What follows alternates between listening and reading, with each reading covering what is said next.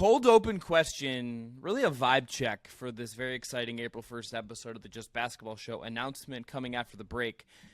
But Wes Goldberg, Brendan Clean, we saw Luka Doncic have a little moment of fun, let's say, with Vlade Divac, the former Sacramento Kings GM. Hits a big shot against the Kings in an important Western Conference game, gives him the little wave, and says, "You should have drafted me."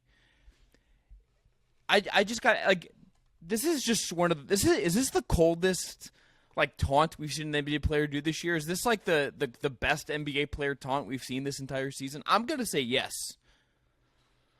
I think so. I mean, I love it because he doesn't even have that job anymore. He's just trying to enjoy a game courtside, just hanging out, got some comp tickets, kind of like a college grad, kind of going back to his old high school, just being like, all right, let me check out these halls, like what's going on over here. And then all of a sudden he's got his biggest mistake ever, the reason probably why he doesn't have that job anymore, taunting him, saying you should have drafted me. And he's just sitting there, and the look on Divac's face when it's happening is absolutely priceless. He's like, I know he's kind of right. What's Marvin Bagley doing again? Is he still in the league? Like, it's like, all these thoughts just going through his head. And he's probably like a little embarrassed with the people that he was there with. People start asking questions. What's he mean, Vlade? Like, what's he talking about? So it's not a good night for him. I hope Vlade got 2% of whatever Marvin Bagley's contract with the Pistons was, just as like a thank you for getting him in the league in the first place and getting like the prestige of being a top 5 pick. Just like a 2% like vig, know? Just a little kickback. Yeah. My question is, why did Vlade go to this game? This wasn't exactly hard to predict. It's a great question. Like, you just go when you know Sacramento's about to beat, like, the Wizards on some random night. They're like, playing, why do you go to this Luka game? He still doesn't believe in Luka. He's still like, you know what? I think I might take Bagley over Luka. He might still take Bagley over Luka.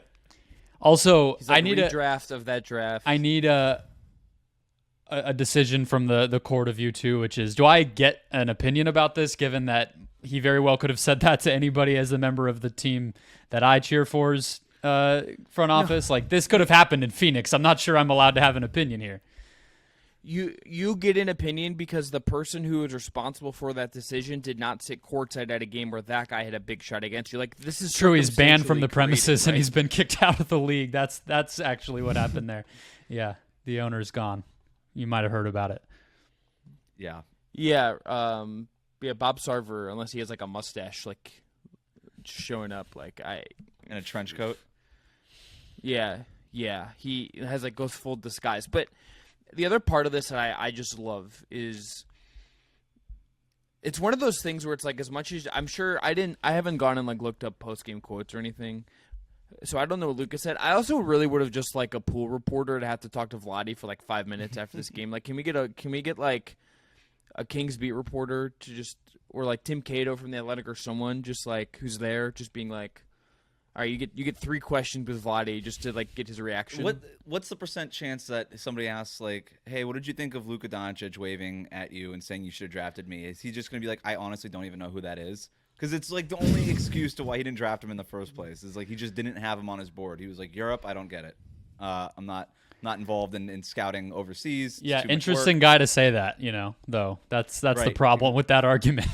He's exactly. being like, that he's from, Europe, the same country. Yeah, it's tough. Right, exactly. Yeah, and it's not like Giannis where it was like, all right, we got these grainy videos of him in a gym. It's like he was playing for Real Madrid. It's not like this should have been that hard. The thing I like about it, though, is the waving goodbye or just like the waving in general, not enough. There's certain taunts that we've like passed the point of it's played out. Like the too small thing was old a year ago. Like we're done. It's not interesting anymore. Yeah. Get over it. Can I just say big balls is also kind of that? Like it has to be very specifically done. Yeah, if it's like work. ice in the veins. Okay, that Duncan one, I'm done with that does one. it in a semi-ironic way, and then I'm over it. Like, it's almost like a meme at this point. And we all know it. But like the too small thing isn't interesting anymore to me. I like the waving goodbye. Also, this weekend we had Joe Ingles just telling Russell Westbrook that he flopped. I love that as just a taunt, just like calling him out. Like I like the direction that we're going in with these taunts. We need to get rid of some of the played out stuff, but let's incorporate the bye-bye. Like Damian Lillard did this a few years ago, bye-bye to the Thunder, and I thought, okay, here we go, a lot of bye-byes. Not a lot of bye-byes since then. I think we still have some room. There's still some fruit on that branch. Absolutely agree. But this is going to be a new episode of the Just Basketball Show, beginning of April. Big announcement coming up right now.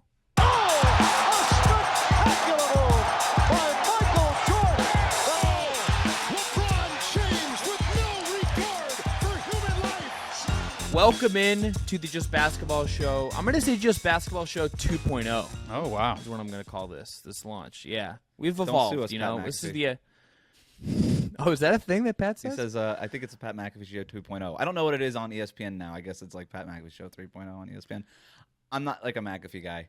This is a great way to start this episode. Look, Pat, you can come on. First We impression, can Wes is just we can- really, really big into the Pat McAfee Show, and that's the energy he's going to be bringing to the podcast. So welcome. Yeah. Okay, but that Brendan, that fits though, because at least once a week I'd send you a clip of Pat McAfee and WWE, something I am not watching either, but I see him doing very funny things on WWE television, and I'm like, I know you write it off announcing, and I'm like, Oh yeah, no, Brendan I repeats what WWE does on inhale that McAfee. show. I watch hours of that show a week. But do you want to intro the podcast?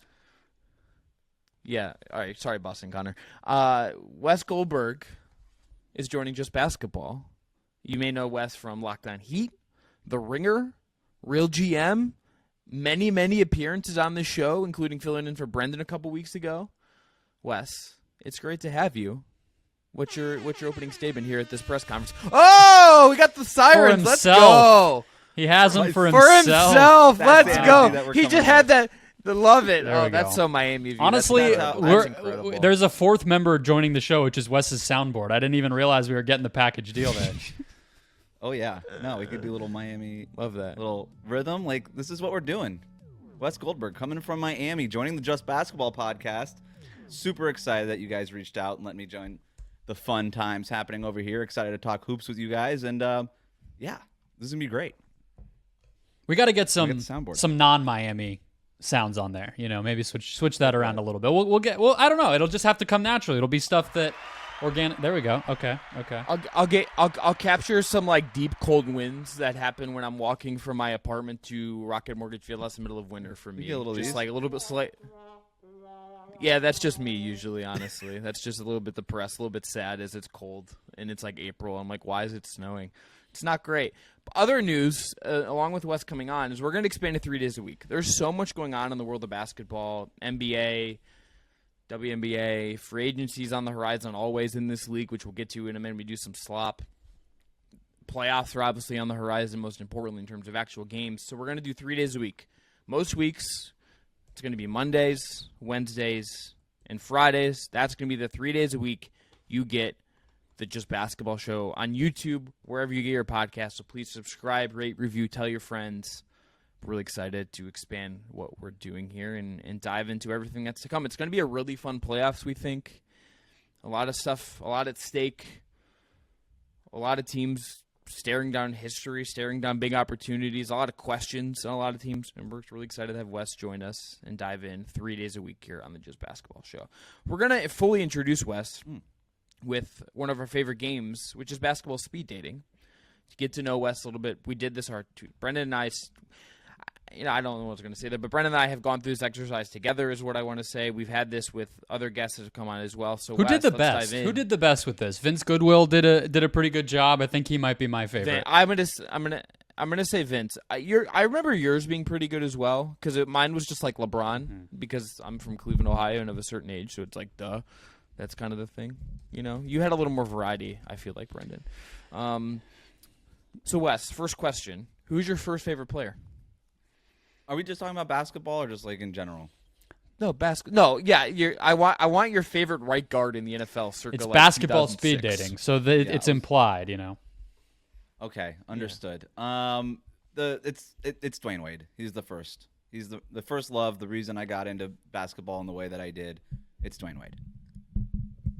Do you have a favorite era of Wade, like early Wade? Of course, yeah. Big three Wade. Yeah, no, I remember. Three alphas Wade. I Cavs Wade. liked Dwayne Wade before he was cool, you know. So Marquette Wade. his rookie year, Marquette. Well, you know, his rookie year, that year with the Heat, came in as a rookie, led the Heat to a playoff berth in a year that they had no business being in the playoffs. That year, and then all the way through 2006, like the finals, when you know they got Shaq and then beat the Mavericks in the 06 finals. I still think to this day it's the greatest finals performance ever. I put Dwayne Wade's 2006 finals up against anything Michael Jordan did. Honestly, anything. Like nobody's had a better finals than Dwayne Wade, and that just the way that he captured my imagination in those years with his athleticism and his body control and his basketball IQ and his instincts and his like I don't give an F, like that dog in him, like all that stuff that he had. I was like, oh, wow, that's what this is. And then B was my first championship that I really experienced. Like the Marlins in South Florida won in 1997, but I was 6. Don't talk to me about that. I didn't realize we had this pain point. This is tough. Oh, I just realized that. Yeah. Well, it's been nice having you on the show. The not for 10 racist minutes. name baseball team is the one that won. So karma, baby. Hey, yeah, okay. Well, we fixed it. We fixed it eventually. Eventually, not really though. The Guardians. Yeah, there's a lot of white women that also still wear Guardian stuff or Indian stuff, which is troubling. But that's off air. That's for our Patreon. We'll show. solve that somewhere else. But yeah, that's my favorite era of Dwayne Wade. Okay, that's a good answer. Is Dwayne Wade then, for our next question, your first jersey? He was my first basketball jersey. Yes, he was not my first jersey, but he was my first basketball jersey and my only basketball jersey. I never owned another one. He was also my first basketball jersey. He was my answer to this question. Yeah, I got that 06 finals. I think to me, outside of like just liking Steve Nash, I think I may have when I was like a toddler had, I think a Raja Bell jersey or something from the 7 seconds or less teams. But then like when I was really like making my own decisions and whatnot, and like I asked my parents, can I please whatever for my birthday or something. Yeah, I actually got a Wade and a Dirk jersey, so I was very confused and conflicted. But yeah, that was the same White, for me as well. Black or red? Red. That's what I have. I have the red one. To me, that's the best Heat jersey ever. Is just that dark red Heat jersey. I also have an adult, as an adult, purchased a Miami Vice, the black Wade jersey, just to go full circle, and that is hanging up because I just needed to get it because I knew Nike was gonna. So now you have Nike was going to ruin it. It was really all it was for me. And I knew it was going away, and he came back, and I'm like, damn, I wanted that jersey. I didn't really want to get like a, Dion Waiters version or whatever would have been on the team then. So let me go ahead and get a Wade, and there it is. I just to defend Dion Waiters for a second. I have two other jerseys I want to eventually get framed. I want to get a Kevin Love Cavs jersey, and I want to get a Dion Wade. What a slip. Dion Waiters. I mean, same guy. Yeah, really. If you ask him, Dion it's Waiters. not a slip. Yeah. I either want to get either him in the Vice jersey or the jersey he wore which I believe was a black one when he had the arms crossed, black like jersey. The meme of all memes. The black Vice jersey. Yeah. There you go. Yes. That was a Vice jersey. Okay, great stuff. All right, team. Yeah. Maybe. I don't know. Who remembers anything anymore? Certainly not me. Wes, next question. Okay. Team you're most sure got screwed out of a title. Easy. 2001 Miami Hurricanes was not pass interference. Okay, it has to be basketball, Wes. Oh, yes. Wes. Okay. Basketball speed dating. Wes, I don't care. This is not the Just Hockey Show. This is not the Just Hockey Show. Oh my God. Not Hurricane. Not the North Carolina Hurricanes. Who cares? Sorry, I don't. Yeah. Okay. Also, I'm not even a Buckeye guy. Look, I'm just saying Ohio State. Maurice Claret, shout out, and Tattoo Gate. Oh yeah, maybe another I'm not pain even point. Ohio State guy. No. Did you grow up Ohio? I know you're not anymore. Did you grow up an Ohio State fan? Yes, but then that doesn't matter. It's all about now you're a Bobcats guy. Yeah. But nobody, right. Because like that was an adult thing. Nobody grows up a Bobcats fan. Well, Joe Burrow, but yes. Yeah, we know that that's not true, right? Don't tell me what's not true. What's your NBA who got screwed out of a title? No, I think they're all fair. Okay, perfect. Everyone is nothing related to Tim Donaghy. I was 2001 Hurricanes conversation with you guys. I did not read the fine print on the instructions here. Yeah. This is unbelievable. There also is, by the way, from the refs or something. Define it. Define however you want. It could be, or it could just be a team that got a bad break and really should have been the champions that season, but for whatever reason wasn't. Whatever. I could say the 2011 Heat. That was like the whole JJ Barea becoming a Super Saiyan and defending LeBron James like that was kind of crazy. I could say that. I don't know that I'm going to say that, but I could say it. I said the 2017 Cavs just because like Draymond crying in a car and the cap situation like allowed for that, and like that was the best Cavs. You could argue by far of that. You could argue all three of those Cavaliers teams like that. Yeah, that kind of not 20. No, I mean they won one. George Hill. Yeah. Well, if even after Kyrie left and it was still the Warriors in 2018 without Kevin Durant, like they could have won that. You can also say the 2019 Warriors because they all got hurt at the wrong time, but also it was sort of coming because they were so healthy for so long. So you know what? I think they're all good. Sorry for the boring answer. I'm good with all of them. Great. Mavericks fans would say the 2006 Mavericks got screwed out because of the referees, but hey, what? Hey, just don't foul Dwayne Wade every time he goes to the basket. Stop fouling. How about that? Yeah, those were all on the up and up for sure. every Yeah, single that's- we all foul. agree on Let's that. not watch That the there's no tape. That's sarcasm. perfect. Yeah. Yep. I just had a new basketball fear unlocked that I will tell you guys after the show because it will derail us if I say it. But I have a new like reffing fear that just clicked into my head. All right, Wes. Just to specify here, next question: NBA player, Right. You can't quit. Okay. I had this one ready to go. It was an NBA player. It's D'Angelo Russell. Can't quit him. Oh my god! I can't quit D'Lo, man. Wow. I don't know. Ice in the veins. I love it. I love the irrational confidence. I love the fact that he's really not athletic at all, and kind of he was so overrated for so long that now I think he's almost underrated. He can't jump. He is not an athlete. He has no straight line speed, and yet he's been a 20-point per game scorer and a sort of all-star once in his career. Like he went to the All-Star game. At least he was in it. You know, he was an injury replacement, but I think he's carved out a real nice career for himself. And the fact that he was still one of the a top pick out of college, Ohio State, was kind of remarkable considering that he's not an athlete in today's NBA. I don't know that he would go at the top of the draft because you kind of have to take a big athlete at that pick.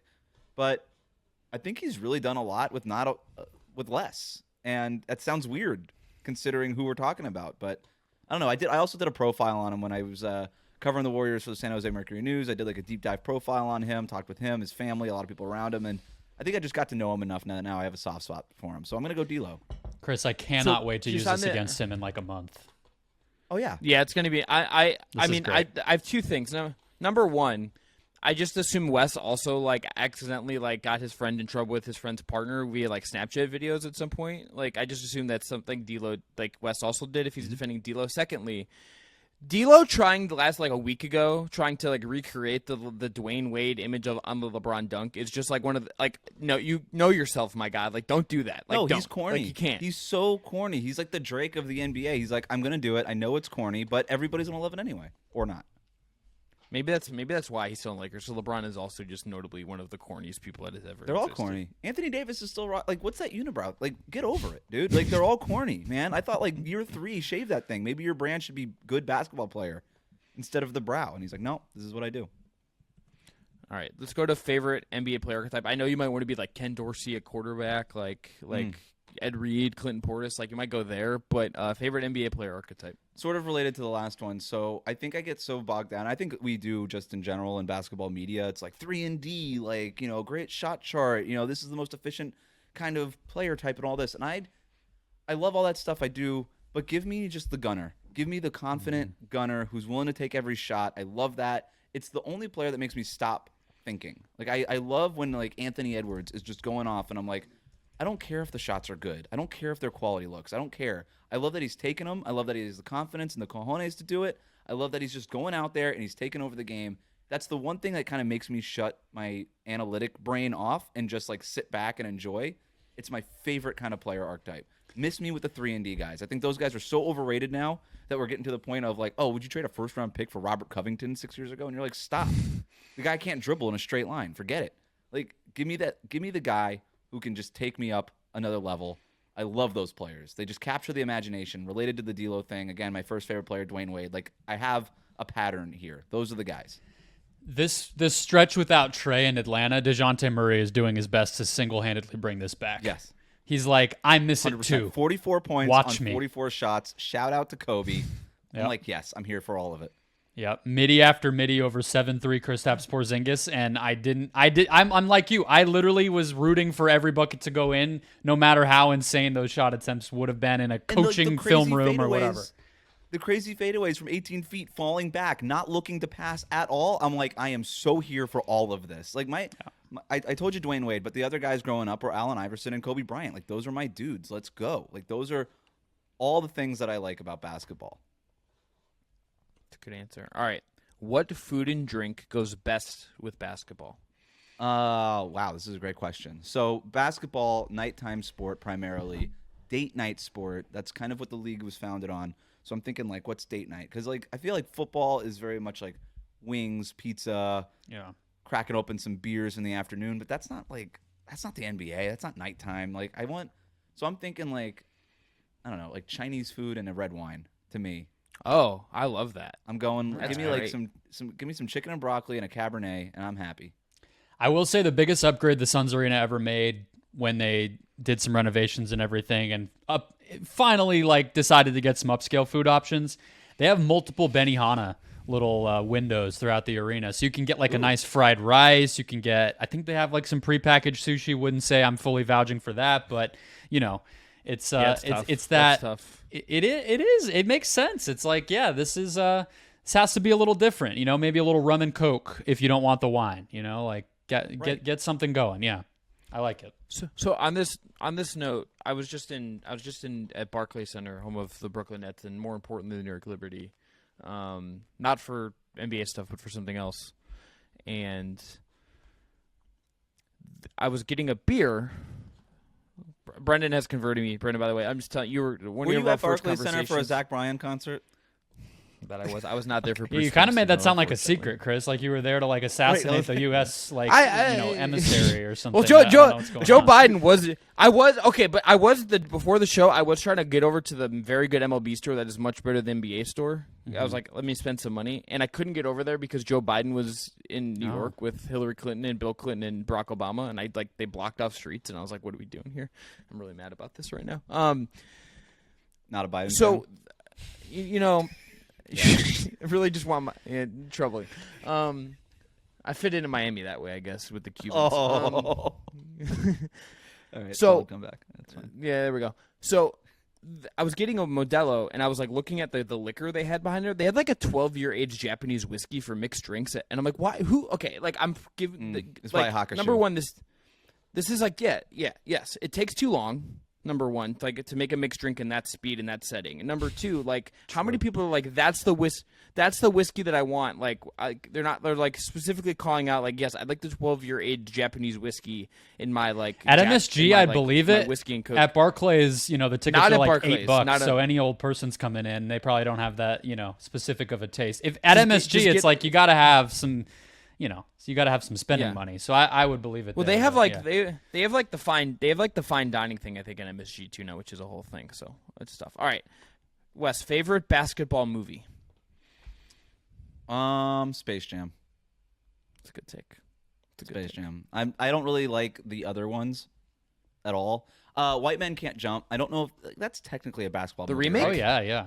I don't know that I saw the remake. Who's in the remake? It's awful. We discussed the remake because it came out like last August, and we had nothing to talk about, and it is like the worst movie that's ever been made. So, was Woody Harrelson in that too?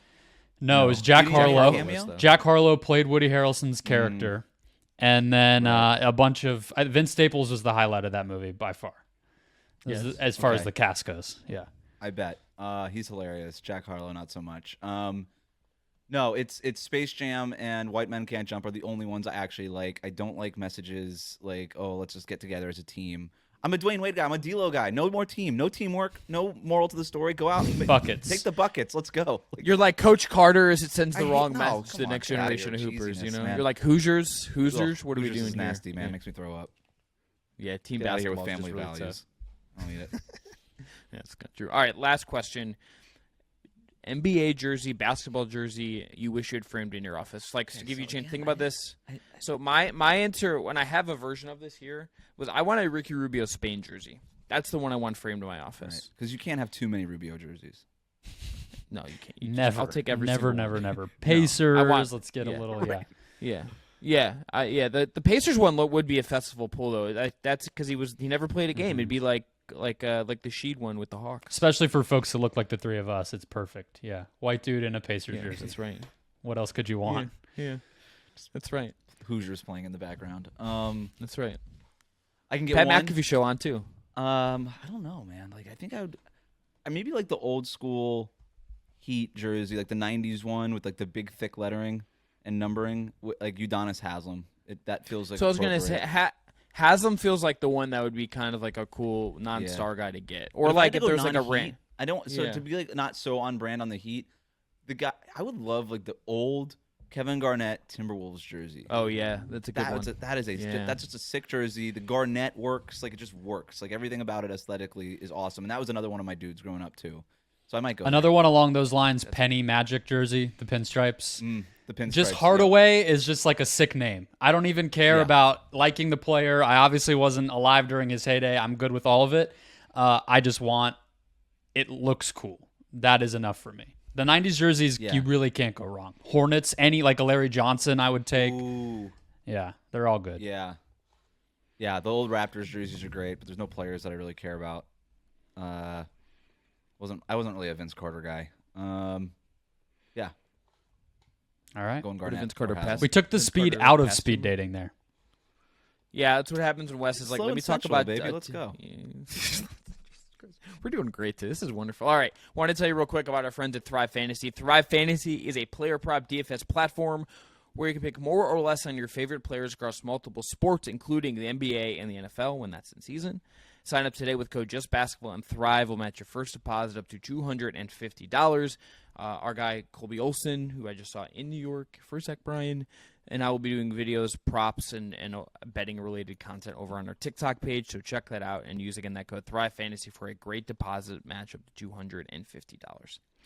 Okay, slop of the week. Paul George, noticeably, has still not signed the extension. Brendan just talked about this on one of the shows last week as well, if you want some more on this. But according to Keith Pompey of the Philadelphia Inquirer, the Sixers, quote, desire to acquire Paul George in free agency is the NBA's worst-kept secret, end quote. Brian Windhorst talked about this as well on his podcast, talking about how they couldn't sign James Harden now and how it's been 3 months that they haven't signed him on an extension. And also, he said, I think the league believes that Paul George wants to remain a Clipper, and there would be concern in the league about recruiting Paul George. So, Brendan, when you see that Paul George, A, hasn't signed this extension, and B, that the Sixers are now the stalking horse in this race with all their cap space, that they don't have to go out and create anything, what do you make of where we're at with all of this? Okay, so there's basically two questions that I think should worry the Clippers. All right, one is, how much more can PG make to where it will not insult Kawhi? How much more than Kawhi can he make before it becomes an issue, right? Because I think we all appreciated that the Clippers and Kawhi were both able to kind of put their gloves down, compromise, good old-fashioned compromise. 3 years, not the full max. Opt out for us, buddy. Let's get this all done, right? So how different can PG's contract look before it becomes a problem? The other one is, why couldn't Paul George just sign his next incumbent contract with his current team after being traded to the Sixers on an opt-into this final year? That's the part of this that's not getting, I think, treated with the level of what I think it should matter. Because if he wants to go to the Sixers, that can just happen. He'll get as much money as he could now. Probably no concerns about a Kawhi element or a compromise element or whatever, because Daryl Morey is just going to do whatever it takes to get it done. So I don't know why we're not treating it that way. We're treating it as, does he opt in or not? How much money is the Clippers contract for, etc. And then, of course, if he does stay with the Clippers, that Kawhi element would be my thing. So I said this when we talked about it, Shane and I, last week. I think this is more real than I think even I don't know more people than Windhorst, but I'm telling you, I don't think that level of confidence is where I would be if I was, Jerry West or Steve Ballmer or whatever. I think the fact that this is out there is not just to use Philadelphia as that stalking horse. I think it really could come to be.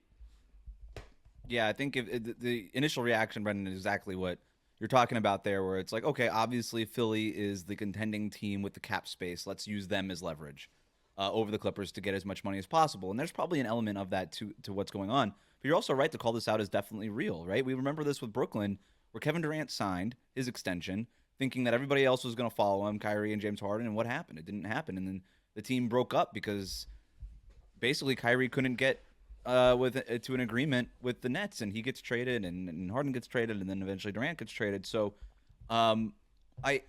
we even if it's based on the fact that, hey, we're not where we're at on a contract, it doesn't mean that we're just getting ready for the Clippers to just sort of one up their own offer and give Paul George the contract that he wants. So it's sort of real in both senses.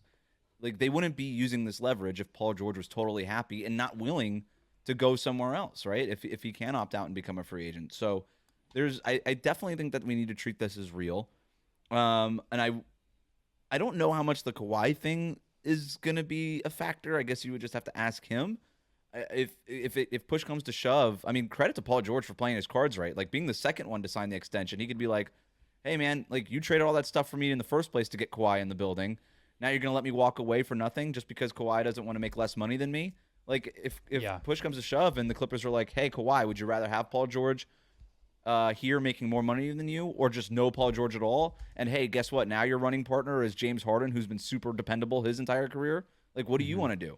And Kawhi would probably be like, you know what? Give him the money. Like, I don't want to do this alone anymore. I don't want to do this alone here. Yeah. So Paul George is just playing his leverage right, but also he's been so willing to switch teams anytime he wanted. He loved the Oklahoma City Thunder, loved Russell Westbrook, never wanted to leave. They went to Kawhi that wants party come to together. LA. Trade me. Remember? Yeah. That was such a big deal. Remember how big of a deal? And everybody's talking about, well, you know, Russ showed up, PG committed. It was this, and then it was over. I love just the leaks you will get that, like, or then earnestly reported that honestly are just like, they're like innocuous, like of course they're going to go to a party to celebrate this. It doesn't actually like mean anything, you know? It's just like, right. Just sounds good in the moment. It's so dumb. It's all good feels for the fan base. It's like the Heat celebrating the signing of the Big Three. It doesn't really matter, but people make it matter. Nas was there. I found the article. Nas played. That was the party in 2018. Russ, Paul George, Nas, all of it. Okay, so here's my question, though. I guess they were on the same contract this current season. It was a thing, you know, and they've always been treated as this package deal. But also, it's kind of this thing of like Paul George is older. I actually have heard multiple people say it the opposite way because I think we all feel like Kawhi's 40, but he's actually a year younger than Paul George is. And PG has had less of an injury concern. So maybe it evens out to they do just end up on a similar contract again. That would be a $3.5 million raise for PG next season if it happened. But just to flip it back to the Philly part, Chris, and I don't know what your thoughts are here, he fits incredibly well. Like, you could tell me he fits better in Philly than he does with this Clippers team, and I'm not sure I could have a good argument against that. But that's Paul George's superpower. Paul George's superpower is that he's malleable. That's kind of the whole appeal of him, I think, if you're going to spend money on him, even as he gets older. Like, this guy can go pretty much anywhere you'd want him to go and fit. And if you also said he's the perfect piece to connect Maxey to Embiid and also take some pressure off of Maxey and take pressure off Embiid, like, that would make a ton of sense to me because he, A, is good, and it's a very win-now move for both sides, and because that's kind of where Philly is. And it's more dependable than like what Tobias Harris is giving them for to kind of be that kind of guy there and eat innings at times in a sense, right? And also he's just better. The thing that I think this comes down to ultimately though is that I don't think Steve Ballmer can like let him walk. That's kind of ultimately what's going on here. Kawhi, if you go back to when he signed this extension, he said I'm not saying this verbatim, but he said that he thinks both of them Kawhi was like, Paul will be back, James will be back. That was like the thrust of what he said about that. Mm-hmm. Number one, Kawhi says that. You kind of get the sense that that's what he wants, which duh. And two, as it's been said a bajillion times on a bajillion podcasts and written at a bajillion places, the Clippers have a stadium coming. You're telling me that they're going to, like, the best way for them to open up the stadium and pursue what's coming the next couple of years is to just say, yeah, we couldn't keep Paul George because we were like $3 million apart. I think you just kind of got to pay him and just like figure it out later. But this is good for Paul George in the sense that this is a great fit for him. This is a team that can just offer him money easily day one of free agency, the moment the clock goes past midnight, and it not even be an issue. It gives him all the leverage in the world. That's a great place for Paul George to be in terms of getting what he wants. He's calling the Clippers bluff. He's calling Steve Ballmer's bluff. They're pot committed, to your point. Like, they have the stadium. They already re-signed Kawhi, so there's no I guess you could hypothetically trade Kawhi and just rebuild the whole thing. But again, like, you've got the stadium coming. You want somebody to be on the flags on the streets outside. Like, and if you're going to do that, you would. And if you were going to go that route and say we're going to retool and like reset and go a different route because this just hasn't worked and the injury concerns are real, you wouldn't have signed Kawhi in the first place. Also, right. Kawhi has been so good and so available this year for the most part that like it feels like a good investment going forward in a lot of ways. Paul, it just makes so much sense for Paul George. Like, this is, like, credit to him, man. He's playing his hand. He's doing what he's got to do. He's not, hey, Kawhi, you want to take less and just get this thing going? That's fine. You want to tell the media that you think I'm going to be here? Do your thing, dude. Good for you. I'm going to play my cards the way I want to play them. I'm going to get as much money as I possibly can. Go for it, man. Like, why not? And he could always actually opt out, test free agency, and if Philly comes up with a better offer, he's like, what? Philly with Paul George is as much of a contender as the Clippers with Paul George. It's not really changing his status in the league, whether or not which team he plays for. So he's crushing it right now.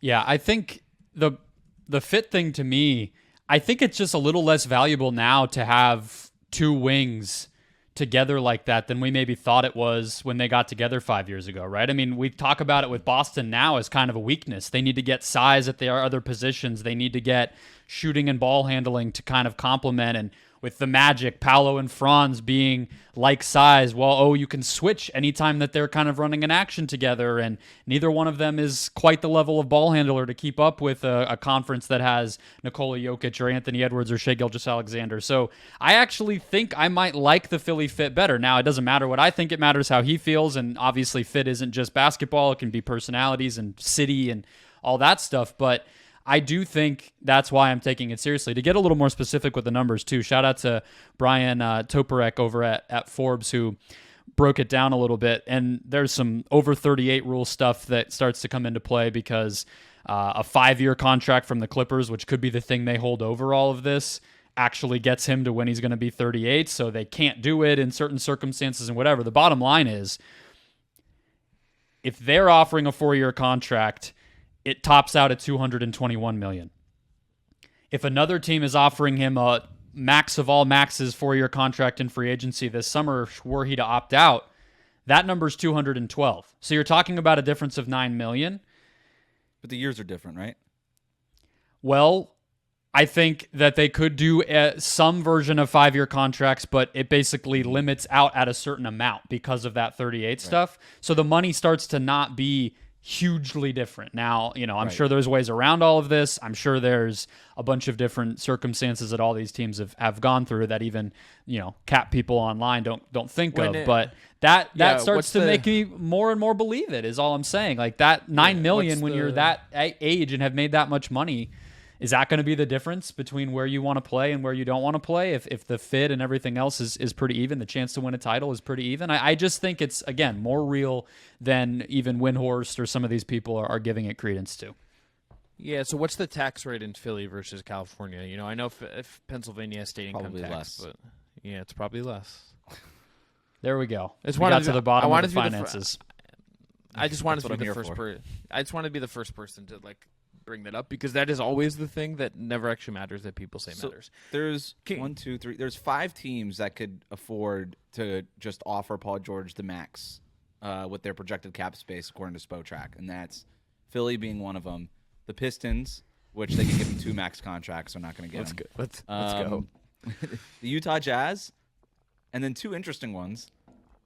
The Oklahoma City Thunder, where Paul George may still have some roots down. I don't know. Yeah, and the San Antonio Spurs. If you're the Spurs, would you not just throw everything at Paul George? I know he's not exactly what they need, but also he's not what they need. Mm-hmm. Let's go. You got Wemby, Devin Vassell. Make it happen. The Thunder one is also the one that would just be so fun, because it would be him going back there and also them spending big in a really cool way. If I'm going to end on this, guys, I'm just going to ask us all to predict where he's playing next season. I'm going to say the Clippers. I just think I'm more in the windy camp on this, I guess, Brendan, than not. Even if I tend to, your argument is swaying me. Shout out Cleveland. Shout out Max Schools. But I just think that just makes the most sense for everyone. Now, what does that mean for Philly is a whole other question I think we can get into this summer. But where do you guys think he's going to end up? I think he ends up with the Clippers. I think Ballmer ponies up. Can't lose him. All the reasons we talked about. And at the end of the day, Paul George always wanted to be in L.A., and it's a hard sell to be like, you know what, don't stay in L.A. I think Philly's great, but, he's always wanted to be in L.A. So I think they pony up. I think they pay him and he stays. Yeah, that's probably the most logical. I'll go Philly. Thought you were going to say Pistons. There you go. I like the hedge. You guys are Yeah. right, but I'm going to say Philly just to be different. Yeah, so that way if it comes up in the summer and he stays in the Clippers, I can say, well, I knew that made the most sense, but I was doing it for the content. And then if I'm right, I'm just right. And I never said the other thing. Well played. You got me. You got me. It's a good take. All right. Before we move on, I want to tell you about our friends at Homage. Homage is the ultra-comfortable specialty apparel company with NBA and WNBA licenses that use vintage-inspired designs to pay homage to the greatest stories, traditions, and figures across sports, music, and pop culture. Use the link below to make your purchase and support the Just Basketball show.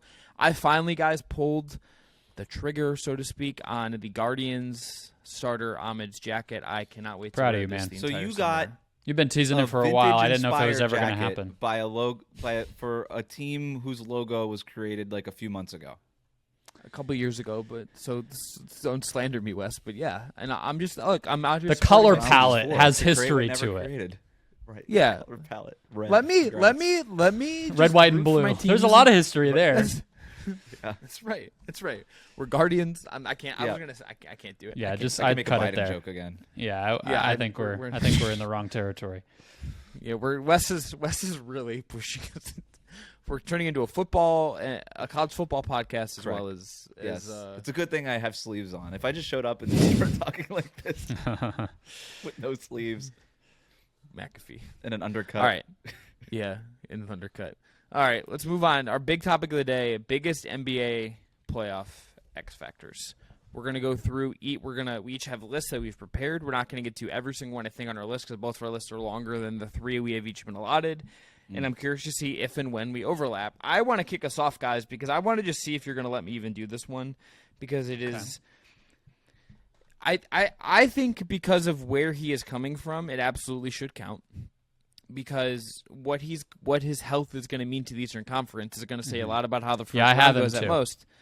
Are we doing this as a draft? Like we're taking like the biggest X factors? Or We're just going through a list? Okay. bopping around what speaks to your soul. All right, bopping around. It's Joel Yeah, Embiid, yeah. correct, Chris? Yeah, Joel Embiid is my Boo. biggest. No, All right, I'm can we sorry. get rid of injuries? Injuries are boring. No, but We this know Joel this, Embiid's an X factor. Okay, but this is my point. This is not just about like what is he going to look like? What does it mean for him? If you think about like what that guy and the way he was playing, and who his team gets in round one, I think could have a potential impact on the way like the playoffs looks. If Philly right now, as we're recording this, is 2.5 back of the 6th seed. Yeah. So they're not exactly like within striking distance with a lot of time left. Embiid, if he comes back in the regular season, which we think he will, he's been traveling with the team. Nurse has kind of hinted at it. He's going to come back. Do they have enough time to get into the 6th seed and say get the Knicks in round one or the Cleveland Cavaliers in round one? Or is he in the play-in tournament and is it like Bucks Sixers in round one? The way that guy was playing before the injury, what that could mean if he can come back and look good, I think just makes the East a little bit more chaotic in a way that I think it's particularly if they can get to 6. Let's just say they get to 6, and I don't know if they will. I don't know what the odds of them doing that exactly are. There is a soft-ish middle ground in the East waiting for someone to just pull off an upset within those seeds. Joel Embiid being back adds just a whole other layer of intrigue to these playoffs that it's kind of missing right now in a world where I think Boston's standings-wise, based on what we know, is just much better. Embiid adds a whole other layer of intrigue if he can come back and wreck shit up and cause some chaos in the East. If I'm Philly, I want him back Thursday because they play Miami. And I don't think that's going to happen. It doesn't sound like he's anywhere near close enough to be playing in 5 days. But if they lose that game, they can pretty much say goodbye to 6. So we might not have to have that conversation because that game is a must-win. They have to make up ground on the Heat. So if they lose that and there's still a couple back, it's basically hopeless at that point. So that's going to be the inflection point for me. If they don't make the real playoffs and have to fight, then that's an awful situation to put him in. And I honestly wonder, if this all was for nothing. Kind of like how Kawhi and Paul George, I think just Kawhi was supposed to come back in the 2022 playoffs. Remember that? And then it just didn't happen, and they lost in the play-in, and we all kind of just moved on. It feels like we're there with this, where maybe they lose that game to Miami, the standings look a little ugly, and it's like, yeah, okay, it's over. He's not coming back. If Joel Embiid comes back 85% of what he was before the injury, the Sixers are contenders, even if they have to go through the play-in. Now, obviously, you have a whole other week of basketball potentially, and it's harder, and he could get hurt again, and all these things. But if he could consistently be 85% of what he was before the injury, they could beat anybody in the East. I really believe that. Maxi's that good, and Embiid was playing that well. And I guess that's why he's the X factor here, is because if he's right, he might be the best player in the conference, right? Even over somebody like Giannis, the way he was playing it before. But if I'm Philly, like, I agree, like, you gotta slow play this thing. You can't rush him back to try to get out of the play-in or even the 6th seed if you do end up somehow getting that. This to me reminds me of when Denver had like, we kind of saw it work with Aaron Gordon and all in that group after they made that trade, and then Jamal Murray goes down, and then they basically have to wait a year and a half to kind of really make their run. And it feels like what we saw those first couple of months with the Sixers and Maxey and Embiid was the prototype. Like, that was proof of concept. They figured it out. That team can win the East, and they can win a championship. Then, unfortunately, the injury that took him out for most of the year. But if he can spend whatever time he needs, and then the summer, and then be right for next season, and then maybe they do end up with Paul George or whatever it is that they're going to do, because we know they're going to do something to improve the team. You find somebody that can play that Tobias Harris role a little bit better and all these things. This team's ready to go win a championship next year, if everything breaks right and Embiid can stay healthy. So he's an X factor for sure. But yeah, if I'm the Sixers, I'm going bigger picture on this. I just think the part of this that is the tricky part about it with him is just, it seems like, based on the fact that he's coming back at all, it feels like he took the path of recovery that, and Wendy talked about this on his show, was that he got like the meniscus repair option that is maybe worse for the long term, but allows him back sooner. Yeah. And I think with Embiid, which most guys just do, based on to his be fair. Which most guys do, but with him in particular, it's just like I think with that team every year and with him, you kind of have to, I think, go for it every year. And I understand that impulse, even if it is scary, and even if there are some long-term implications. It's just like what is long-term for Joel Embiid? We really just don't know. Right. You try to bring him back, but if it gets wobbly at any point, you don't rush him back, right? Like, he's been out for a long time. It makes sense that he could be back for the playoffs, right? But why is he going to play in the Olympics? Honestly, like, why? Like, why he should? He should. He should not. He should not. Like, he should be courtside eating popcorn or like enjoying some French cuisine and like doing whatever else he could do in France if he's going to be there. But he should, like, him playing the Olympics would drive me insane if I'm Daryl Morey at this point. Nick Nurse got asked about it when they were in Phoenix the other week, and he was like, "That's what Joel has said he still wants to do." That was his answer, and I'm like, "Yeah, good one, Nick." But the other thing here lingering, sure. the other thing lingering over Philly is Melton and Covington don't appear as if they're going to be back. Nick Nurse's, I call him Nick, we're friends. His latest quote was, "We're kind of hopeful that both of them will be back at some point this season." Kind of hopeful. Yeah, okay. Yeah, which, like, Covington may or may not even play, but Melton was a really big part of their team, and if you're missing him and these things just start to pile up and you're bringing Joel back 2 games before the play-in and it's a minutes limit, I get what you guys are saying about you have to go for it every year, but they might not have the choice of if they're going to go for it. If they're, behind the 8 ball in the standings and having all these other things stacking up against them. So we'll see. Wes, you go next. All right. I'm going to go, let's see, maybe switch conferences here. Let's go to the West. I'm going Luka Doncic. I know we don't really think of, like, awesome players as X factors, but Luka could change the Western Conference bracket because he is that good. We have seen players of that superstar status sort of even elevate their game to another level and just blow through a playoff series and just, or a playoff run and get to their finals and lift their team. Like, you think about that first Cavs finals team with LeBron. Wes, this is what I want to ask you. Is this is kind of my pushback on this very slightly. Is Luka or anyone else capable of an 07 LeBron run when the league is this good? Why not? Like, Luka's that good. Like, if Luka can be the best player in a series, if he could be the best player in a series even against the Nuggets, which he's capable of doing that. He is capable of being that guy for the 4 games that you need in a 7-game series. That dramatically flips the Western Conference on its head. right? And look, Kyrie Irving, I could have sat here and been like the Dallas Mavericks, like PJ Washington's actually the X factor. Like if he starts hitting his threes from the corner, but I have a Mav. That stuff doesn't matter. I'm actually embarrassed to say, so we'll just Josh go right Green? past that. Josh Green? Josh Green is hurt, so I have Dante Exum. It's not an X factor. I mean, It's like he can make it's not something really an X interesting. factor, but Right. it speaks to the actual issue that I have with Chris's framing, which is this team is substantially better than the 07 Cavs Yeah. would have been. I mean, But not it's- Kyrie. Like, let's start there. This would And be like second the of all, Tanya the Erickson. supporting cast is rounding It would out. be It the 2019 looks Raptors. sure. It'd be like the 2019 Raptors, where Kawhi was like at a certain level, we all knew it, and then he just took it up another notch, and he was the Yeah. best player on the Eastern Conference side of that bracket, carried him to a 2019 championship. Did certain things break right during that run? Absolutely, and things are going to break one way or the other in this playoff, in these playoffs, one way or the other. So if Yeah. Luka could just be that guy for 2 months, we could be sitting here in July and be like, I can't believe the Mavericks made that run and won the championship. Like, Luka is that good, historically great, where he is capable of doing something like that. Things have to break a certain way for the Mavericks, but it doesn't matter if he's not that guy, and I think he could be that guy.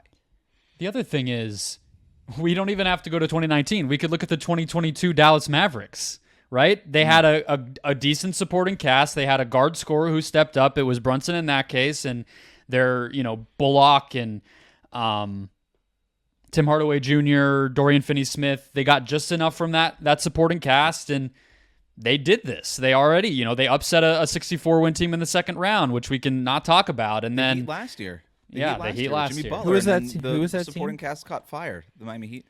And then the 2022 Warriors are very similar. Steph just went on another level. Andrew Wiggins took it up a notch. Guys hit shots.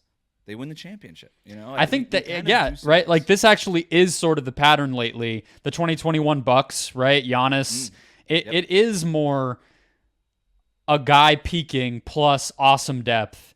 I think the question with Dallas and why I picked somebody like Exum as the X factor, which I knew was ridiculous. He wasn't going to be an actual pick of my short list here. I just had him as an extra if we needed time. Hedging But at every chance, clean. Here's the thing about Brendan that I love, and Brendan, I'm going to say this endearingly.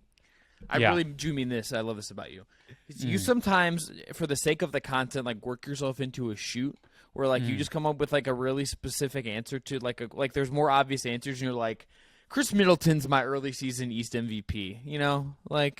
That was the thing you said on the show. I tried really hard to not put Middleton on my list today, and I did not because I didn't want to go there again. That's like the obvious one, right? Like we called Embiid obvious. I think everybody's going to have Middleton on a list like this. Yeah. But I just okay. left the injury guys off my list. But the Exum thing, not to pick him, and I have some notes. I did do this, Chris. You're right. But I think it actually, I guess I just trust the Luka part of it completely. I think he's absolutely 100% capable of putting together a run. I think anything that's ever held them back, aside from his style, which I think he also deserves a lot of credit recently for taking a little bit of a step back. This Kings win that we talked about with the Vlade incident on Friday, he took less than 20 field goal attempts. Like this team is balanced in a way that I don't think they've had before. And so I do think it's going to rely on, can some of these other guys step up, because he is sort of proving everything I would want to see. His threes are going in at a higher clip this year.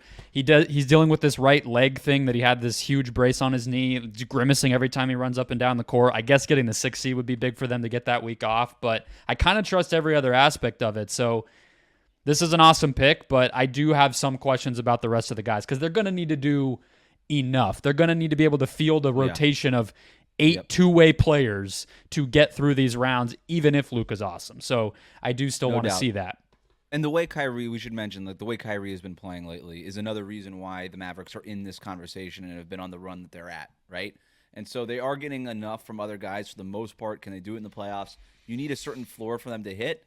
But the reason I pick Luka is if he's at a certain level, he could just drag this team through. Yeah. And next thing you know, we wake up and the Mavericks are in the NBA Finals. Maybe Contavious Caldwell-Pope sprains his ankle for Denver, and that whole puzzle comes unpuzzled. Whatever happens with puzzles, and then the Back in Mavericks the box? sneak through the Western Conference. The puzzle goes back in the box, and it's like I don't know. End of metaphor. So that's my pick. Is Luka. Dallas, the other thing Oklahoma about- City is the most delicious thing I can think of. Well, like in particular, games in the 130s.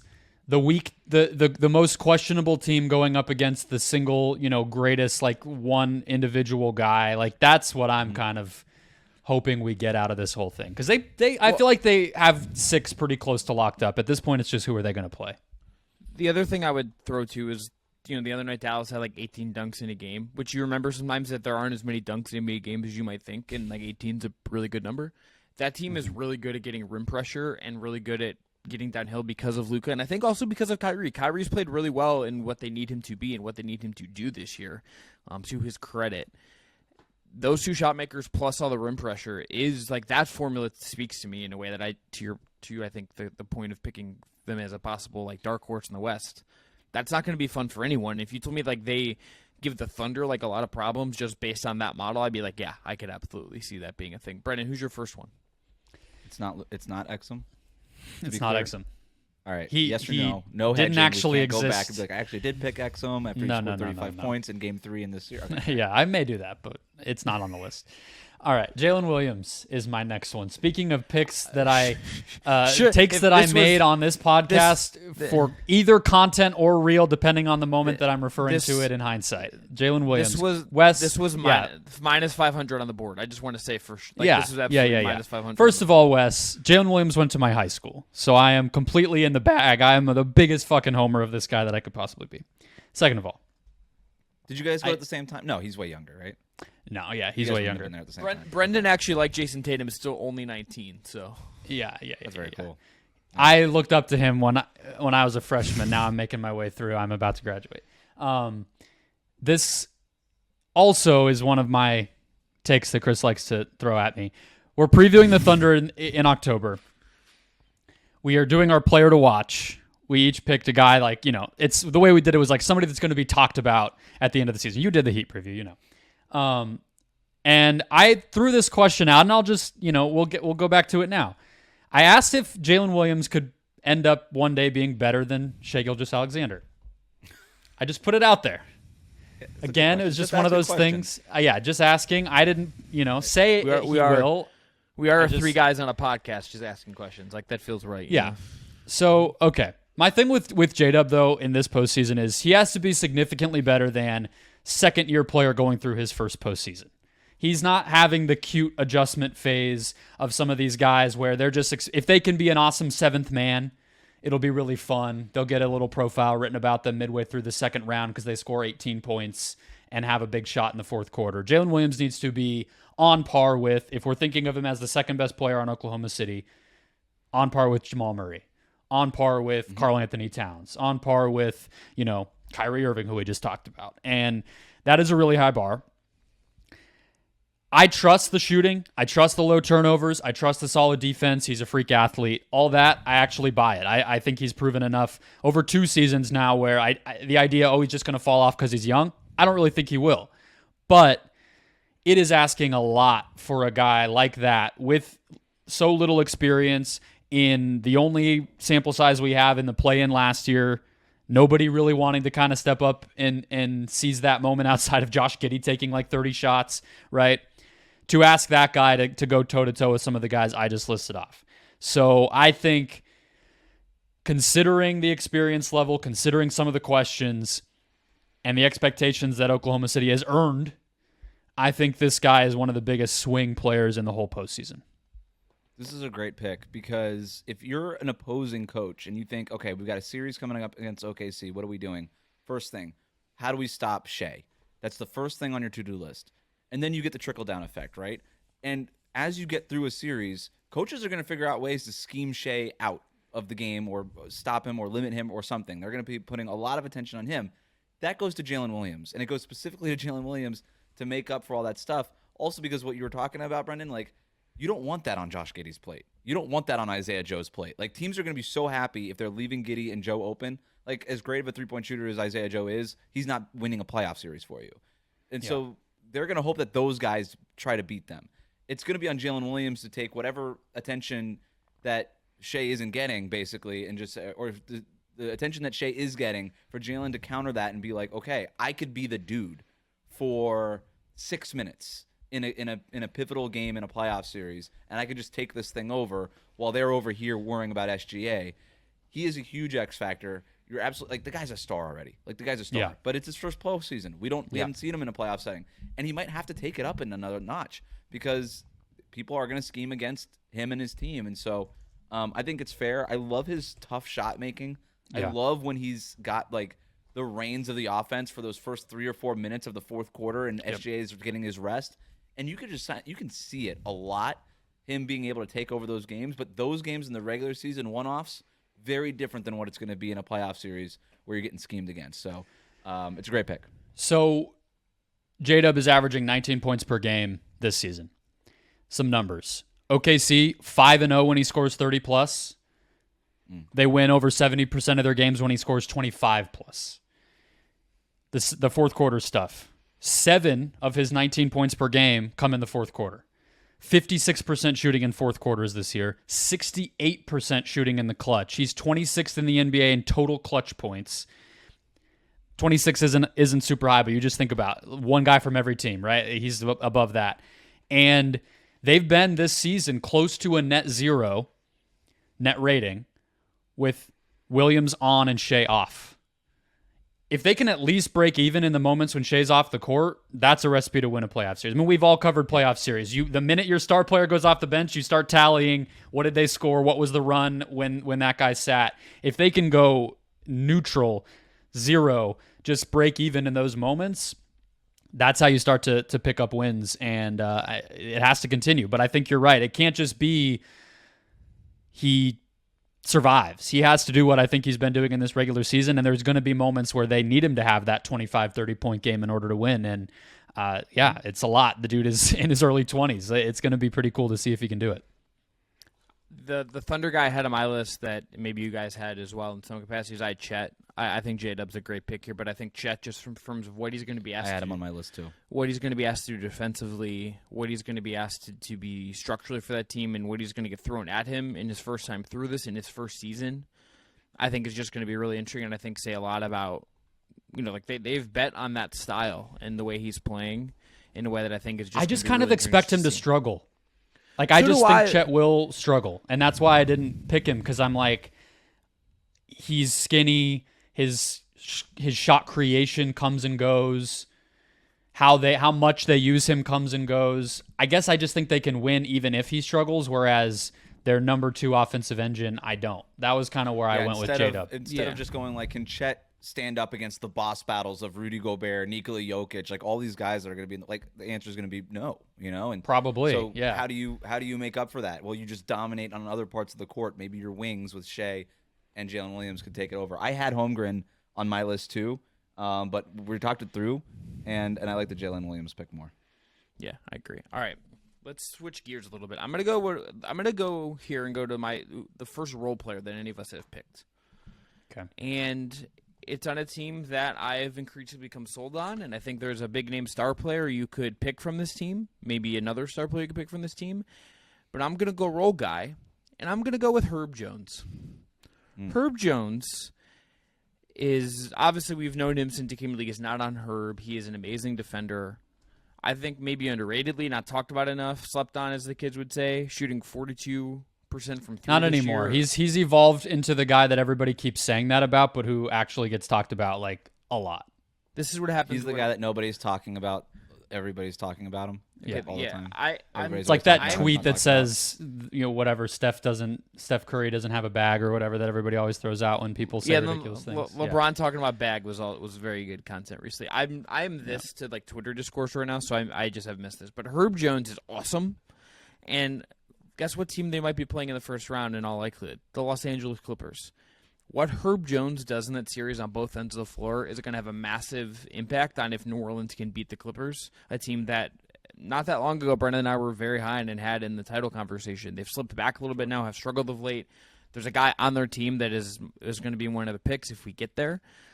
But Herb Jones to me would have such a big deal on that series, and I wanted to go away from picking one of the stars because I think you could just say, hey, does Zion Williamson show up? Does Brandon Ingram be healthy and ready to go?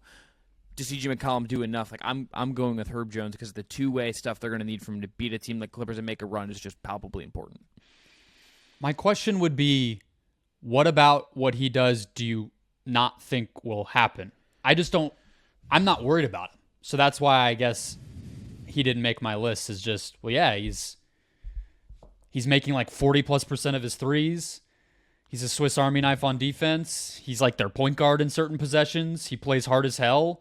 He's like the soul of their team. Like, what part of that's gonna fall away or could that you would be worried about, nervous? I think it's just that they're funky. As you've talked about, like he plays point guard sometimes. He is shooting really well right now. Okay, does the shooting hold up in the playoffs? You just kind of need to see it. Does the point guard stuff and how weird their offense can be at times with him and with other guys, does that translate against a team that is loaded with really good wing defenders and smart defenders, and it goes against a really good coach who will have time to game plan for what they do, not get caught on it, on a random night in New Orleans during the regular season, right? And defensively, it's just like, what does he look like if it's like, okay, you need to defend Kawhi and Paul George for like 40 play? Like, does his minutes go from 30 to 35 just because they need him to play more minutes to defend Kawhi? What does that look like? Just a guy like this that is a really high-level role guy that has expanded himself this year, I want to see what that looks like when you throw it into the playoffs against a team like the Clippers, against a coach like Ty Lue, and I want to just see what I learned coming out the other side of it. That is why it's on my list. It's not that I doubt it. It's that there's information I think we have to learn here that I want to see just how it plays out before I fully understand you can almost combine Herb Jones with Willie Green. How does Willie Green weaponize Herb Jones? And that could be a swing factor in any kind of series, especially if it is in a Clippers series. They've had Zion guarding Kawhi. That frees up Herb Jones to do other things. And if Willie Green stays committed to that, and if Zion stays committed to guarding Kawhi in a playoff series, when we know he's going to take it up a level in the playoffs, can Zion stay being defensively what he's been over the last month and a half? That allows Herb Jones to sort of play that Giannis weak side helper role, and he could just screw things up. Like he could just ruin a lot of the Clippers' actions, and that could be something that Ty Lue really struggles with finding an answer for. And if Willie Green is able to sort of outsmart Ty Lue, which is not easy, Ty Lue's a great coach, but if Herb Jones could kind of become that like wild card free safety thing defensively that the Clippers just can't figure out, and James Harden can't figure out, then he could be sort of like an X factor in the way that is utilized, but it's not necessarily going to be like his individual performance. Like the 3-point shot will come and go, whatever, and all these things. But defensively, he's awesome. How is he weaponized defensively? I think if Zion can hold up and actually do this, which again, that is asking a lot. He has to be going toe-to-toe as a scorer and guarding Kawhi or guarding PG. That's very tough. But if it happens, I think that also frees them up to not play Herb Jones potentially. I personally think the Jones matchup in that series would be Harden. That's where, because that's the part of the defense with the ball handlers. That's the part of the defense for New Orleans that worries me, because they have CJ McCollum out there, and that is a really tough ask of him to guard most high-level scorers. He's a weak point on the defense. They also have Trey Murphy looming, right? So they don't always have to play Trey Murphy Herb, was the and other, if Ingram and Zion Trey can Murphy step up, then I think it opens it up for Murphy to get on the court. Yeah. Trey Murphy was the other one that I had, just because I really liked what he was doing last year, and the numbers kind of paint a picture of a guy that hasn't quite been that's the same this year, coming off of the injury and everything, but the potential I think is still really there. And if you told me he broke out in a series, I'd be like, sure. The Pelicans have like some guys that you could talk yourself into, I think, being like a swing I think factor every single player on the Pelicans could be on our list. My quick Pelicans point is they really need Brandon Ingram back, because those lineups where it's like Larry Nance on the floor in closing, like Nance does some nice things for them, but he's going to get schemed against hard in the playoffs. Like people are already starting to play off of him and mucking things up for Zion in the middle, and it starts to, they have like 2-3 minute stretches per game where they just can't score. And that's because they're really hurt. Dyson Daniels has been out. Brandon Ingram has been out. Like if you've got that fifth starter as a legit scoring threat, when it's not Valanciunas on the floor, when they try to go smaller, that's going to be huge for them. Not really an X factor conversation, but something. But even that second half against Boston yesterday was brutal. They could not put the ball into the basket. They were just playing high school basketball, passing it around the perimeter for 20 seconds, and somebody just chucked it. Yeah. Yeah, but even like the Nance thing is interesting, just because if it's against Zubac, like he can kind of give Zubac some problems in the center of the floor just with how he moves and slides around and cuts and whatnot. So like there's just a like I don't. It wasn't an anti-Nance thing. Yeah, I think it's useful for him. Yeah. But just when they try to get to those small 5-out lineups, but they're sort of fake 5-out lineups. Yeah, because he's not aggressive as a Zion scorer. And Nance are not really. Yeah, that series is the battle of the bad center rotations, like the questionable center rotations. Again, Yeah. like Valanciunas, Nance, That's why I had Zubats, Cody they have Zeller their was pieces. next on my list. Yeah, Brendan, like Jeremiah honestly, Robinson Earl. I know you said it slightly in jest, but it's like everyone on the Pelicans could be this answer, and I'm like, are you Cody Zeller, Jeremiah Robinson, Matt Ryan on a two-way, Falcons quarterback? All of Matt the Ryan. rotation players on the Pelicans. Thank you, Chris, for finding the 15th man. welcome. Who's next? Wes would be next. Is it me? Yes. All right. I'm going to go Jimmy Butler on this. Had to get a Heat player in there. But he is a huge X factor, not because, like, okay, playoff Jimmy, all this stuff. He has sort of, I think people just assume that Jimmy Butler is going to be playoff Jimmy in these playoffs coming up, and that nobody wants to see the Heat, and that's sort of the thing that people say. All right, fair, agree. Nobody ever wants to see the Heat. Nobody likes to see them. That's why people have like ring lights on their phones now, is so that they don't are on their doors. If the Miami Heat are on their doorstep, they don't answer the door. But his numbers have been slowly declining, and there's some key indicators here as to why, like, a 34-year-old Jimmy Butler might not be able to flip that switch again in these playoffs. You know, his shooting percentage at the rim is at a low. Like, he's not dunking nearly as much as he used to. He doesn't get to the foul line as consistently as he used to. And so these are things he's on track to play the fewest amount of games he's ever played in a Heat uniform. Like, these are real signs of decline at 34 years old, where you would expect to see signs of decline. How long can he be that guy? And it kind of goes back to the Luka conversation. If you have a guy like that who could just take over a series, you could win any series if you have the best player in the series. And he was that for the Heat for a lot of last year and a lot of the year before that when they lost in the conference finals. But if I do have a real question about whether or not he could be that guy in these playoffs. I think basically the question of who an X factor is, Jimmy Butler is the biggest X factor, and he's probably been the biggest X factor in the NBA for the last 4 years because of what he is from the regular season and who he turns to into the postseason. I just think always counting on him to just magically become that player, I don't know that we can always just count on that as players age. And Brilliant. Yeah.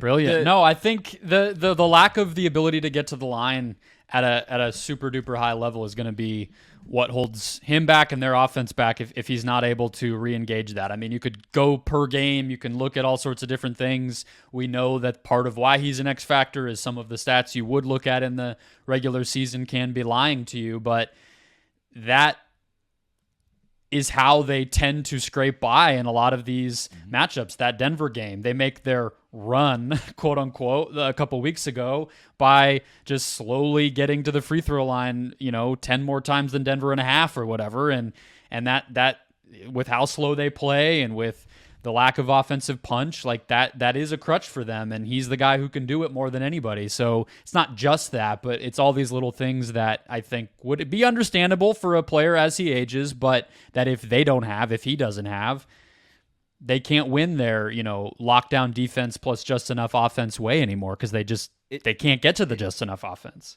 He might do it, but there's going to be a year where he doesn't do it. And we're not going to know until it happens. And that's it. Yeah. And they're potentially just staring down tough matchups, too. I mean, it's right now they're 7. Let's say they win the play-in. It's Milwaukee and round 1. I know they beat them last year, but are you feeling the same way?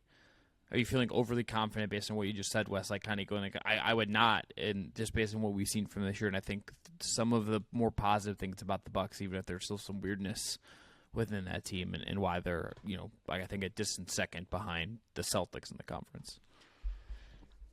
All right. Basically need Jimmy Butler to be Michael Jordan for a series to win a first-round series against Milwaukee or Boston, and it's like only Heat fans are like counting on that. I don't know who else could just count on that. So that's the end of the point on Jimmy Butler.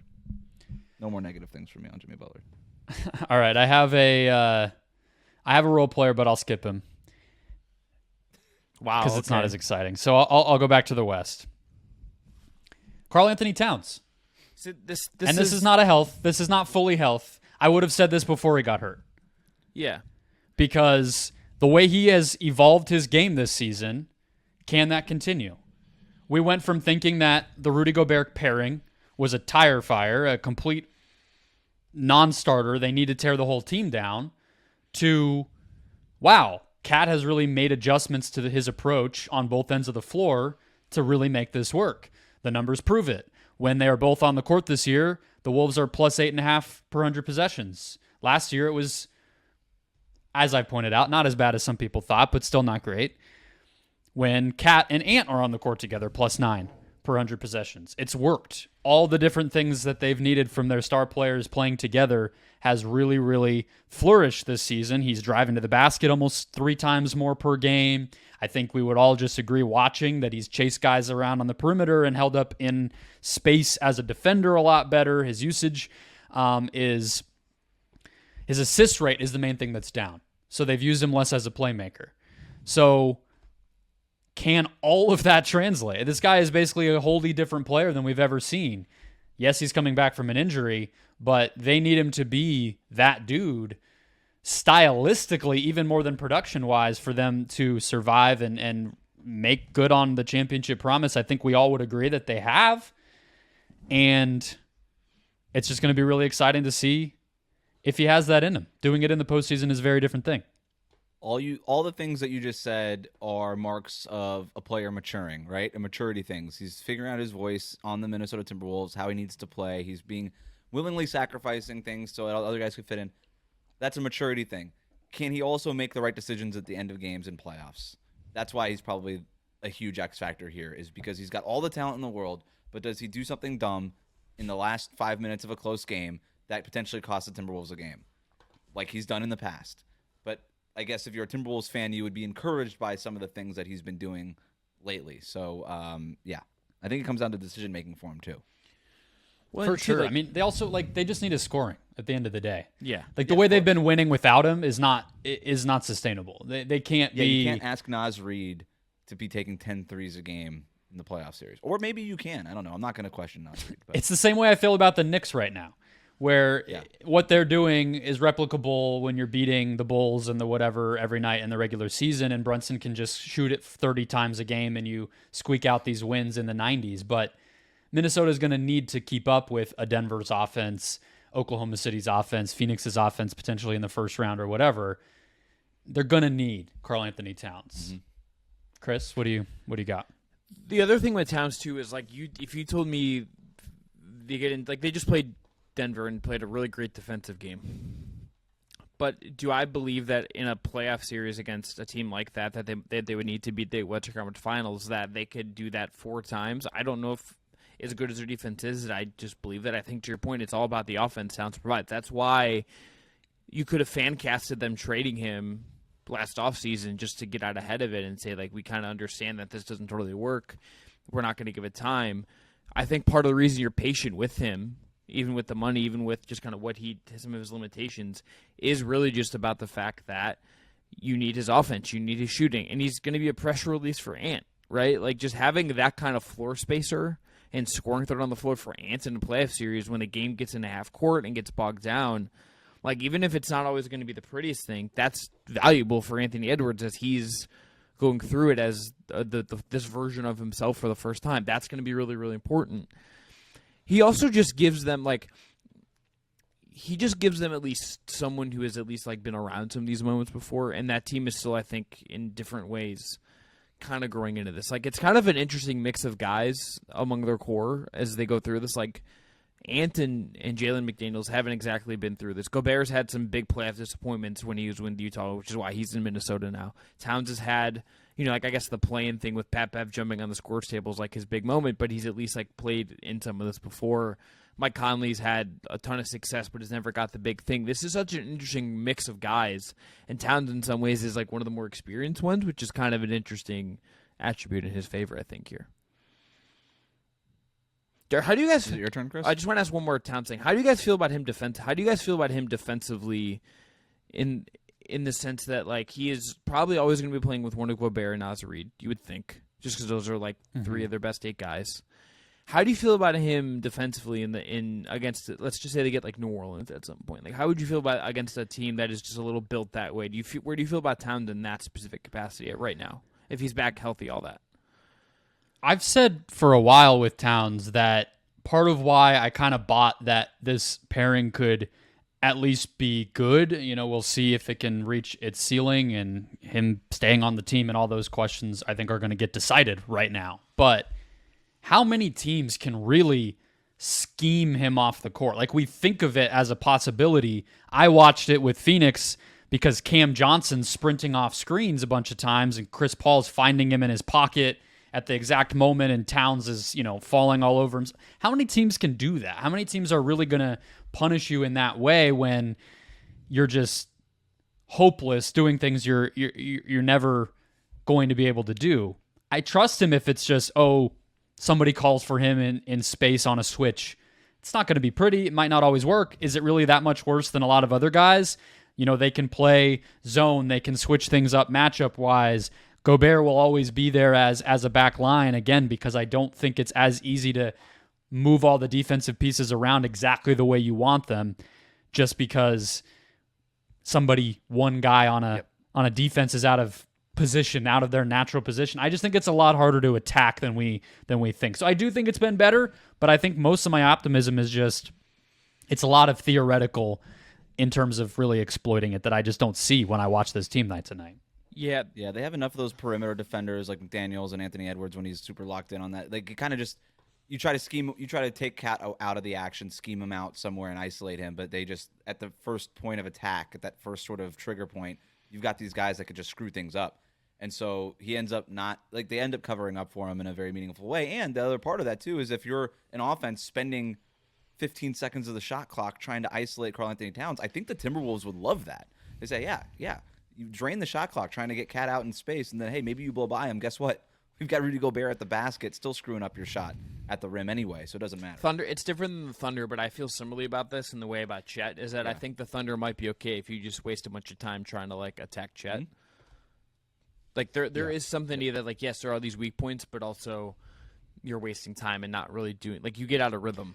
Also, if you're outside of, Boban or something, if the way you're attacking a player is saying, don't get embarrassed one-on-one, these guys are, elite athletes. They've been doing that their whole lives. Yeah, they might be giving 6 inches. It doesn't really get that ugly that often. Kevon Looney guarded James Harden, and we were all pretty impressed by it, right? And 6 years ago.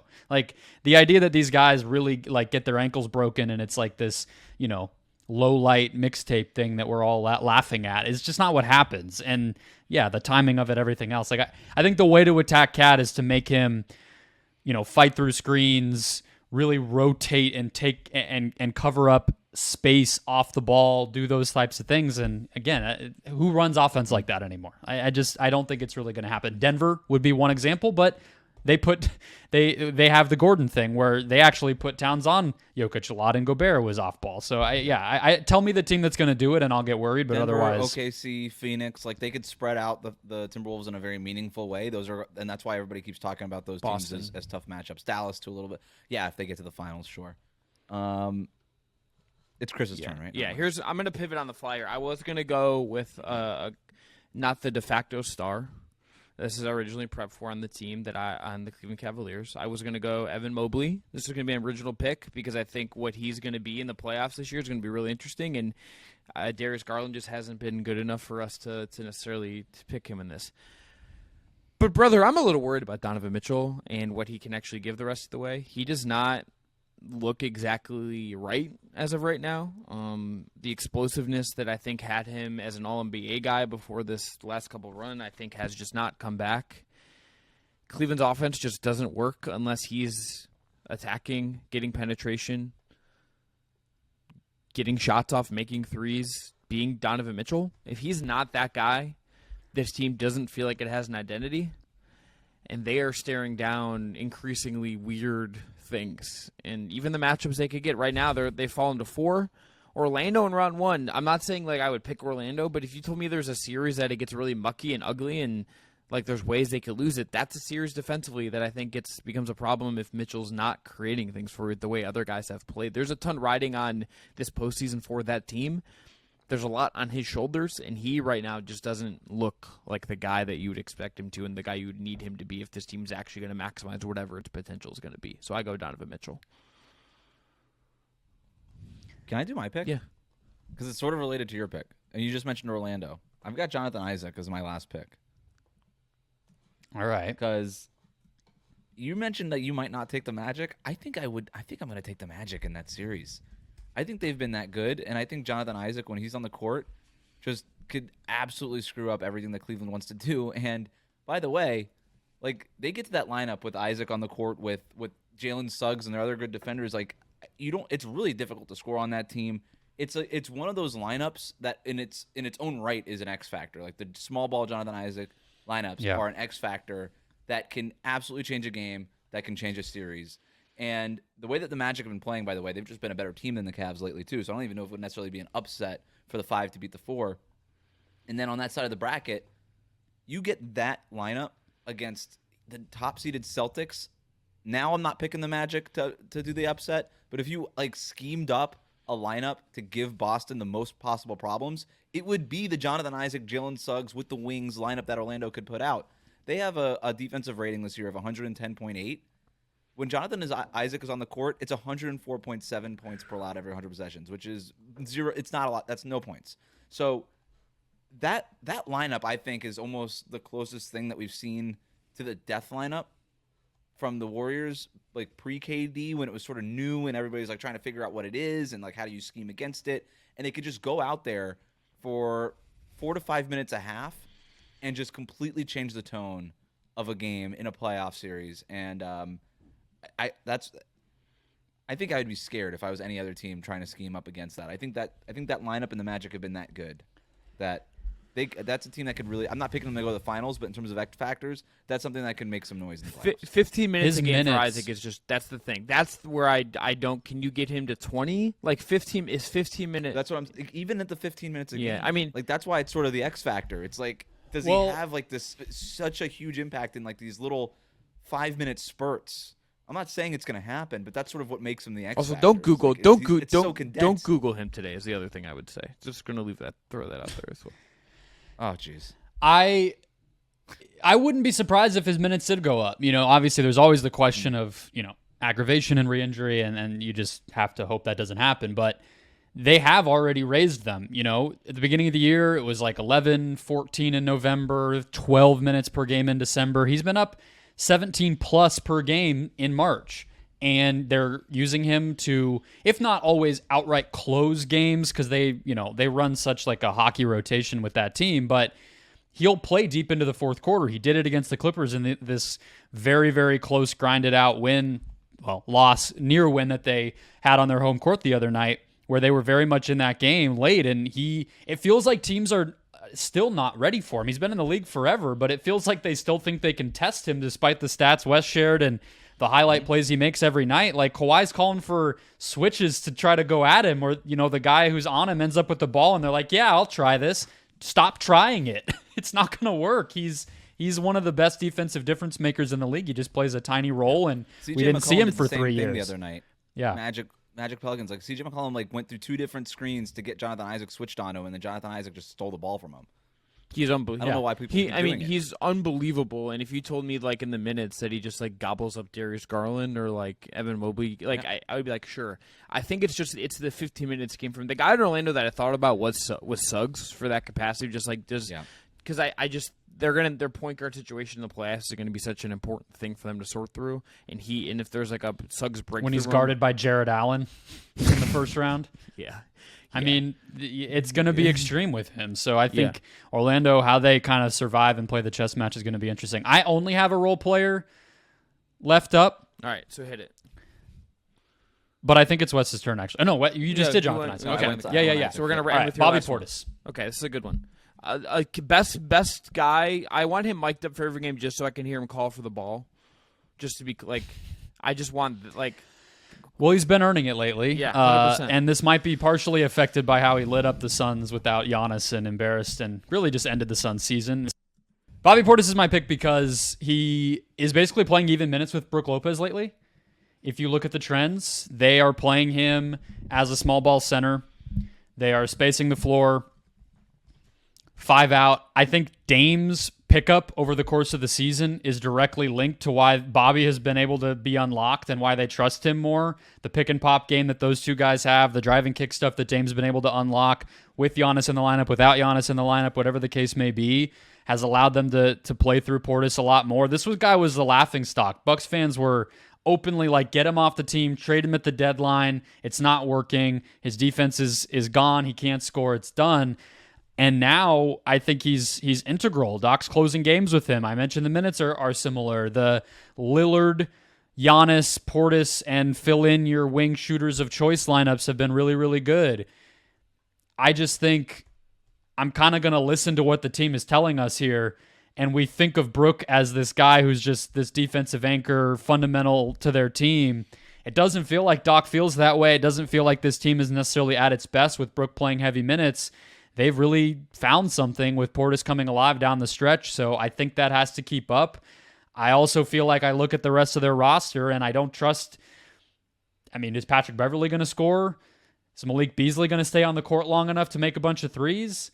Is Middleton somebody you trust to go get buckets? Like, he may be the guy they rely on to score as their third dude in some of these matchups down the stretch of the postseason. So he's just gone from very replaceable, the salary they have to use in this big trade that never materialized, to like, yeah, he has to be awesome or they're going to lose.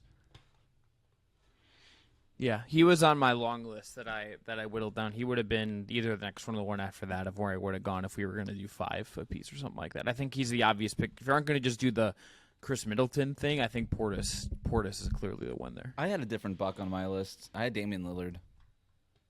He hasn't been in the playoffs since 2021. He averaged 34 points per game in 6 games in the playoffs. But we've seen the numbers dip a little bit at this stage. It's not me questioning Damian Lillard necessarily, because we all just sort of expect him, and he's been good in clutch moments this year, which sort of lends itself to being like a good postseason performer. But like, how good does he have to be? I think is a fair question to ask. Not saying he can't get to that ceiling, but Bobby Portis was a great pick too. I think like either way, it's not going to just be enough for Giannis to do it. Like that supporting cast is going to have to step up, and then Doc Rivers can't coach him out of a series. All right, let's just dump out any other names you guys are feel like worth mentioning here. The only one I didn't get to that I would have maybe liked to, but it's also kind of an injury one, but I think the team he's on really misses him, is Russell Westbrook. I think we knew they were going to miss him, but it feels like he would be very, very important for them in any kind of series they're going to have in particular. I think the Pelican series in particular, he could be such a real difference maker for them. And I think they're going to need him to be what he was before the injury. Now there's just no way they can really replace what he gives them, but that's an injury one, so it didn't. Totally and he's looked good since he came back, so healthy. I think you can trust that one. Mm-hmm. Yeah. Yeah, it feels like with him, it's a can you ramp up the rhythm, and then also just like, does everything with them kind of come together? But is this also like a Ty Lue thing where he's slow playing it? I could believe that. I didn't have any more on my list. Yeah, I'll speed. I had Bradley Beal and Austin Reeves for very obvious reasons. I had Jaylen Brown, copy and paste the Jalen Williams argument, and then I had Dante DiVincenzo just because the Knicks need a number 2. We don't know when Julius Randle is going to come back, and DiVincenzo score 40 points on 11 3-pointers every game. Probably not, but how close can you get to that is a fair question. So yeah, that was the rest of my list. Honestly, like if you wanted to have like a Knicks one, it might just be like Josh Hart's lungs.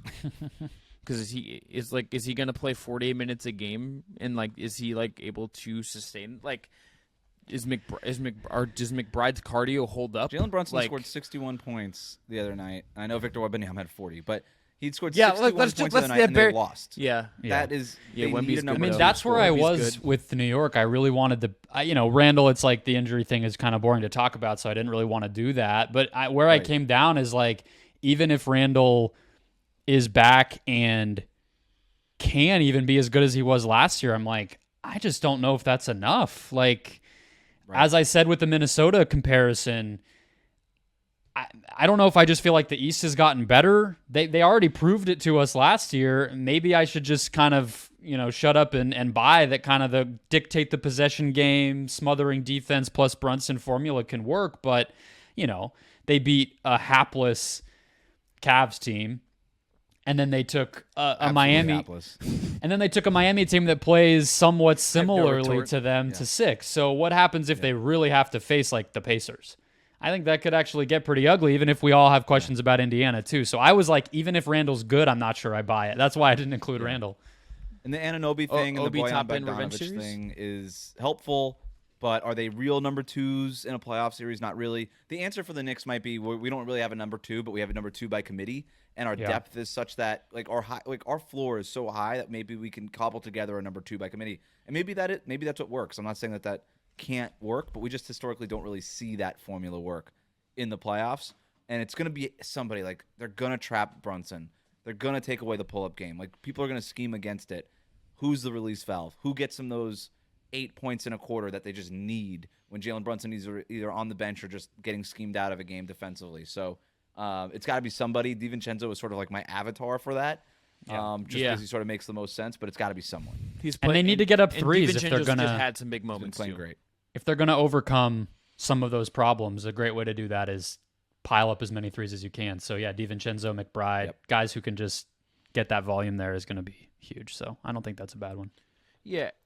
The other thing I would just say too about the Randall thing is shoulder is a little trickier to come back from the knee, even if the knee thing feels more serious, just because like it's just a whole thing. Whereas the knee, it's like, do you feel right? Okay, great. You can put weight on it. You're kind of like ready to go. The shoulder feels a little bit trickier to me. Also, so Randall like, is somewhat similar to Embiid, where it's like it's April. Julius Randle has something lingering, and they're going to have to figure out how much they get from him. So it's like that's built into my prognostication on the Knicks at this point annually. Just kind of is there. Yeah. Tough. Can't really tell what to make of the middle of the East, if we're being honest about it. Like lots of conflicting thoughts as we dive through this, but we'll get to more on that as we go here on the Just Basketball Show. Again, welcome to our guy Wes Goldberg. Despite the fact that he wanted to take us in 900 different directions, he's got us sounding like we're in a club in Miami with those damn horns. We're ready to rock 3 days a week here. We'll be back on Wednesday with more of all things hoops on the Just Basketball. I'm Chris Manning. That's Brendan Clean. That's Wes Goldberg. Thanks again to Zayon and Dylan on the back end for their work on production. Enjoy the hoops. We'll talk to you later this week.